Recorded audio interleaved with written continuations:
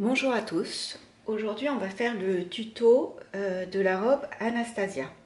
C'est une robe bandeau avec une jupe soit courte, soit mi-mollet, assez évasée. Toutes les parties du bandeau doivent être entoilées.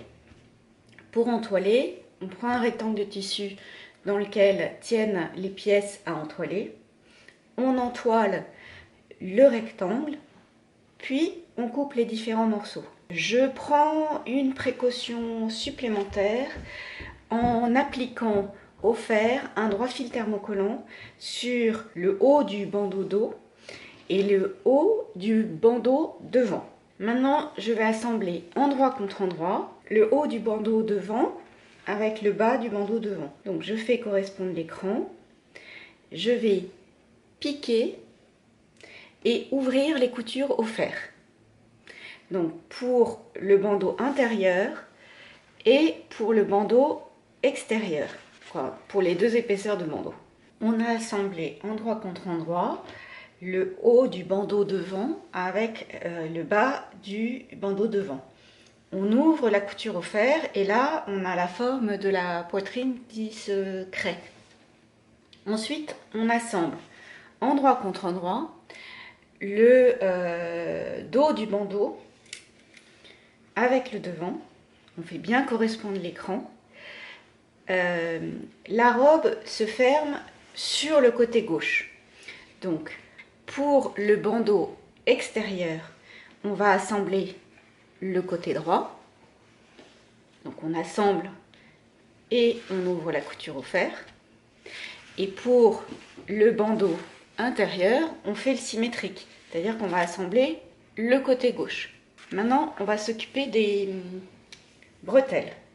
Donc les bretelles, on replie la bande en 4. Donc on fait un rentré de 1 cm de part et d'autre. Puis on replie. Et là, on va surpiquer toute la longueur à 2 mm. On va positionner les bretelles au niveau des crans prévus. Donc, faites bien attention de ne pas la faire tourner, comme ceci. La seconde, comme cela. Donc, on va maintenir les bretelles en surpiquant à 0,5. On assemble endroit contre endroit le bandeau extérieur avec le bandeau intérieur par la couture du haut du décolleté. Ensuite, on couche la valeur de couture vers le bandeau intérieur et on surpique à 2 mm. Ça, c'est la vue sur l'endroit et ça, c'est la vue sur le dos. Sur le bandeau intérieur, comme ma robe est non doublée, on repasse un rentré de 1 cm sur le bas du bandeau. Maintenant, on va s'occuper des jupes. On assemble endroit contre endroit le devant avec le dos par les coutures de côté. Comme ma robe est fermée par un zip invisible sur le côté gauche, sur le côté droit, je ferme toute la hauteur de la jupe et sur le côté gauche, je m'arrête au cran qui est situé au niveau du bassin. Je surfile et j'ouvre mes coutures au fer à repasser. Maintenant, on va mettre la jupe sur le bandeau, endroit contre endroit. Je marque bien mes milieux, endroit contre endroit. Le bandeau extérieur sur la jupe. Je fais correspondre mes crans, la couture de côté. Pour faire correspondre les coutures de côté, on met à 1 cm dans le sillon de la couture notre épingle et on va chercher à 1 cm l'autre côté. Milieu devant sur milieu devant et côté sur côté. On va piquer à 1 cm toute la couture sous poitrine. On a assemblé endroit contre endroit le bandeau avec la jupe par la couture qui est sous la poitrine. J'ai fait mon ourlet de bas de jupe avec un pied spécial qui est un pied pour faire des rouletés. Donc c'est un pied où le tissu est pris dans ce petit tunnel et donc ça permet de faire des ourlets très étroits. Si vous n'avez pas un pied pour faire des roulotés, vous surfilez le bord de la jupe et vous faites un tout petit rentré de la valeur du surfil et vous surpiquez au bord. Maintenant, on va poser notre fermeture invisible sur le côté gauche. Pour poser une fermeture invisible, on a besoin de 2 pieds différents. On a besoin d'un pied pour fermeture invisible, donc c'est un pied avec 2 gouttières.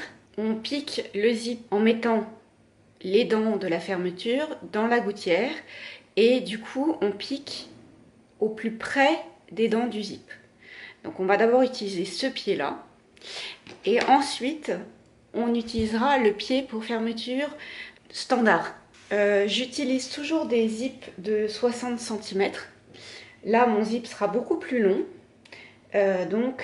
Sous mon cran de bassin, je laisserai 3 cm et je couperai après. Donc je coupe une fois mon zip positionné. Au niveau de la couture sous poitrine, on rabat la valeur de couture vers le haut de la robe. On positionne le zip endroit contre endroit sur le bord de la robe. On va positionner la butée du zip sur la couture entre le bandeau extérieur et le bandeau intérieur. Donc on met la butée au ras de la couture et on épingle tout le zip sur toute la hauteur en faisant bien attention à mettre la valeur de couture vers le haut. On a fixé le zip sur un des côtés de la robe. Maintenant on ferme le zip et on va marquer sur notre zip tous les repères que l'on a. Donc ici la couture sous poitrine, ici mon cran de taille, ici mon cran de bassin, ici l'intersection entre le bandeau haut et le bandeau bas. On ouvre le zip et sur l'autre côté de la robe, on positionne tous les repères que l'on a. Je mets la butée le long de la couture entre le bandeau extérieur et le bandeau intérieur. Je mets mon cran de sous-poitrine en couchant la valeur de couture vers le haut, la taille, et je pique toute la hauteur. Une fois que le zip est posé, je vérifie que je suis bien raccord au niveau de la ligne sous-poitrine et au niveau de la fin du zip. Maintenant, je peux couper l'excédent de zip 3 cm sous mon cran de bassin. Je vais coudre le bandeau intérieur sur le zip. Donc pour cela, je rabats le bandeau intérieur sur le zip. Je fais correspondre mon cran. J'ai mon rentré de 1 cm sur mon bandeau. Et je vais avec le pied pour fermeture standard au ras des dents que je sens à travers. Je vais faire la même chose de l'autre côté de la robe. Je rabats le haut de la fermeture. Je rabats le bandeau intérieur sur la fermeture. Donc j'ai le bandeau extérieur, la fermeture et le bandeau intérieur. Donc la fermeture est prise en sandwich entre les 2 épaisseurs de bandeau. Je fais correspondre l'écran, donc avec mon rentré, et je pique au ras des dents. Comme ma jupe est non doublée, l'objectif est de mettre le rentré de 1 cm sur la couture que l'on a faite. Donc on positionne comme ceci. Je vais essayer de le faire au maximum à la machine. Donc je retourne et je prends la jupe là en sandwich entre les 2 épaisseurs de bandeau. Et je vais essayer de piquer au maximum de ce que je peux à la machine. Le reste, on le fera à la main. Donc je vais repiquer sur la couture que j'ai entre le bandeau extérieur et la jupe, mais en prenant donc les 3 épaisseurs et je vais piquer au maximum de ce que j'arrive à faire sous la machine. Il me reste une partie à coudre sur le dos et sur le devant. Donc je vais piquer mon rentré, je le positionne sur ma couture et je vais piquer à la main mon rentré sur la valeur de couture.